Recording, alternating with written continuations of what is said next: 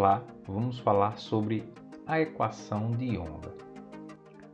Suponha um fragmento de uma corda de tamanho ΔX, sendo que esse pequeno fragmento de corda ele sofre pequenos deslocamentos verticais, ou seja, ele sofre alguma oscilação, de modo que a inclinação θ1 e θ2 nessas extremidades do fragmento de corda são suficientemente pequenos.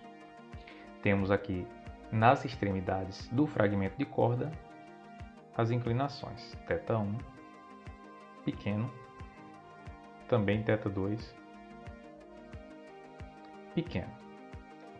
Bom, pelo fato de a corda não ter pontos que se desloquem na horizontal, há uma propagação de energia ao longo da corda, mas que não se reflete no deslocamento de um ponto massivo da corda, ou seja, tomando um ponto qualquer na corda, ela não tem deslocamento ao longo da horizontal, tão somente ao longo da vertical, e ainda por cima nós dissemos no princípio que esses deslocamentos verticais são pequenos. Qual é a conclusão? A soma das forças na horizontal precisa ser igual a zero, já que não há um deslocamento de nenhum ponto dessa corda. É o que nós temos expresso nessa equação, que eu estou destacando agora.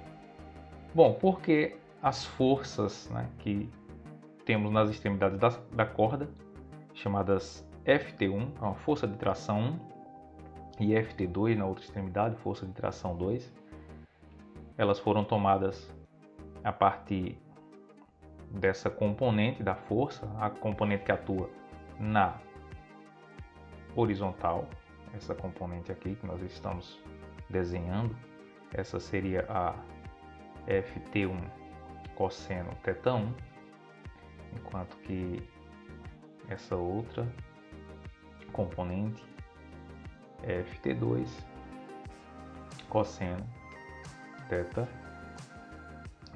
Então são esses elementos aqui cuja soma é igual a zero. E uma outra conclusão que nós temos observando ainda a equação em destaque é que se essa diferença é igual a zero, significa que o termo 1, que é o termo Ft2 cosseno θ2, é igual ao termo 2, que seria o Ft1 cosseno θ1. Este termo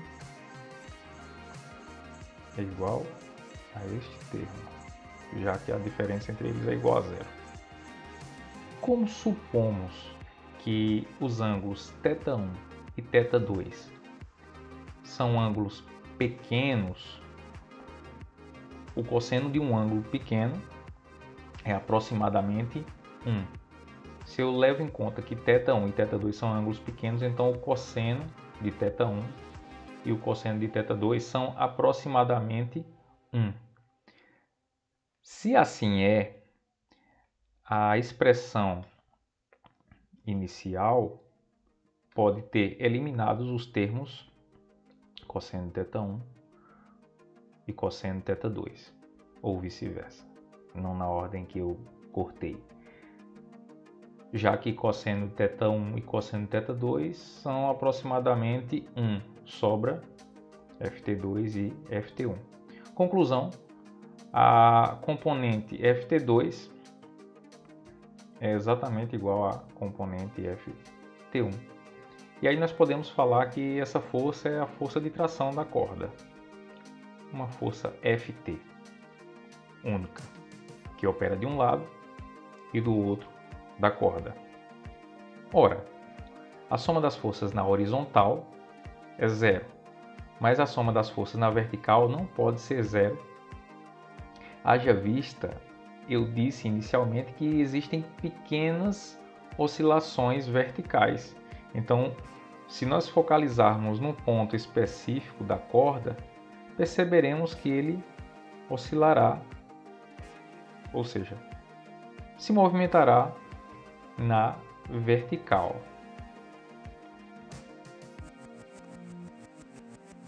Como nós temos a princípio marcado na nossa figura. Há uma variação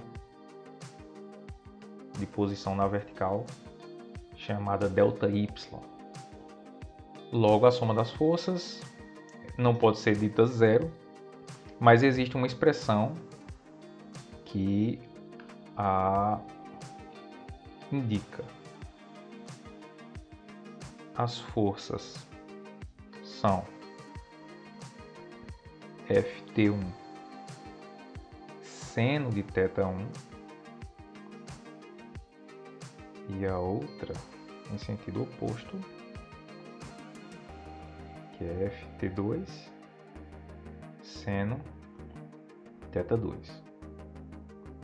Como estão em sentidos opostos, uma menos a outra vai me dar a resultante das forças na vertical.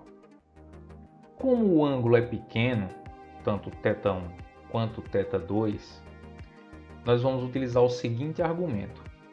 O seno desse ângulo pequeno é aproximadamente a tangente desse mesmo ângulo. Para um ângulo pequeno, o seno do ângulo é aproximadamente igual à tangente do ângulo. Logo, nós temos seno de θ1 é aproximadamente tangente de θ1 e seno de θ2 é aproximadamente tangente de θ2. Essa é uma conclusão devida à análise inicial. Os ângulos θ1 e θ2 são ângulos pequenos. Então eu posso substituir seno de θ2 e seno de θ1 por tangente de θ2, tangente de θ1. E nós já, em algum momento, aqui neste ponto, dissemos que Ft2 igual a Ft1, que nós generalizamos como Ft. Assim, essa porção da expressão é igual a essa. Você pode colocar esse fator em evidência. Assim fica Ft igual... Aliás, a soma das forças em Y é igual a Ft, tangente de θ2, menos tangente de θ1. Pois bem, se nós tomarmos a tangente de θ como sendo igual a S, nós podemos ter uma leitura diferente da tangente do ângulo também. Nós podemos associar a tangente de um ângulo à inclinação da reta tangente em determinado ponto. No caso, observamos a inclinação da reta tangente nos pontos extremos ali da corda, onde eu tenho o extremo à esquerda da corda associado a θ1, ao ângulo pequeno θ1, e a inclinação da reta tangente na extremidade da direita, onde temos associado o ângulo θ2. Como a oscilação no eixo Y depende da posição X na horizontal e do tempo, nós temos uma expressão que, levando em conta a tangente do ângulo que nós acabamos de dizer, que se refere à inclinação da reta tangente, como sendo a derivada parcial da função y com relação a x. Eu lembro que a inclinação da reta tangente pode ser dada pela derivada de y, derivada da função y em relação a x. E por que tomamos uma derivada parcial? Porque nós sabemos que uma função de onda ela é uma função de duas variáveis. quando nós temos uma função de duas variáveis, a inclinação da reta tangente em determinado ponto da corda vai ser tomada como a derivada de y com relação a x. Se eu tomar a derivada de y com relação a t, aí eu terei uma outra interpretação. Será a velocidade naquele ponto específico. Ora, se eu digo que S é a tangente de θ e essa tangente é dada pela derivada de y com relação a x, derivada parcial, a consequência disso é que se eu chamar tangente de θ1 de S1 e tangente de θ2 de S2, eu faço a substituição nessa expressão que eu estou indicando agora, nesta expressão, reparem que se S é igual a tangente de θ, e na página anterior eu havia demonstrado que a soma das forças em Y é Ft vezes tangente de θ2 menos tangente de θ1, fazendo as devidas substituições, eu fico com Ft vezes S2 menos S1, onde S2 e S1 são as inclinações da reta tangente. E S2 menos S1 pode ter ainda uma outra leitura. É o ΔS, a variação de inclinações, a diferença entre a inclinação 2 e a inclinação 1. Aplicando a esta equação a segunda lei de Newton, nós vamos igualá-la a essa outra expressão, que é justamente a segunda lei de Newton, onde μΔx é a massa. De onde é que vem isto?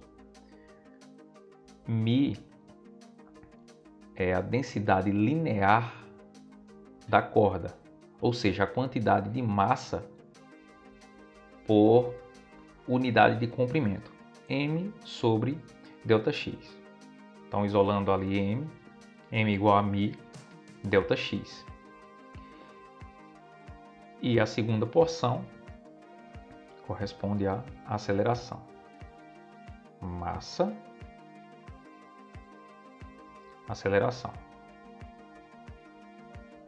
De modo que a aceleração é a segunda derivada da função posição em relação ao tempo. Então, por isso a derivada parcial segunda de y com relação a t. De outro modo, isolando Ft ΔS sobre ΔX, eu passo ΔX para outro membro, fico com a seguinte expressão que está destacada: Ft ΔS sobre ΔX igual a μ, derivada parcial segunda da função y com relação a t. Observando especificamente o primeiro membro da expressão destacada, da expressão Ft ΔS sobre ΔX, dessa porção Ft ΔS sobre ΔX, tomando o limite quando ΔX tende para zero, teremos a expressão que segue: limite de ΔS sobre ΔX, quando ΔX tende para zero, vai ser a derivada parcial de S com relação a x. Acontece que S, nós já destacamos no princípio dessa página, S é igual à derivada de y com relação a x. Então, tomando só esse pedaço, chamando de derivada de y com relação a x, nós ficamos com derivada parcial com relação a x, isolando o s, fica del y, del x. Então, del x, que é essa porção, del y, del x, que é a segunda porção dessa expressão.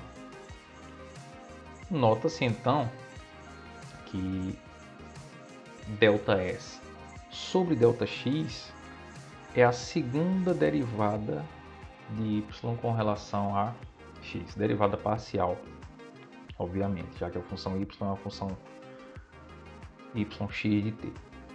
Voltando na equação 9, a partir do que fora encontrado, quando eu tomo o limite de ΔS sobre ΔX, quando ΔX tende para zero, nós encontramos este resultado. Substituindo na equação 9, vai ficar Ft ΔS sobre ΔX é o mesmo que derivada parcial de segunda ordem de y com relação a x, igual a μ derivada parcial de segunda ordem de y em relação a t.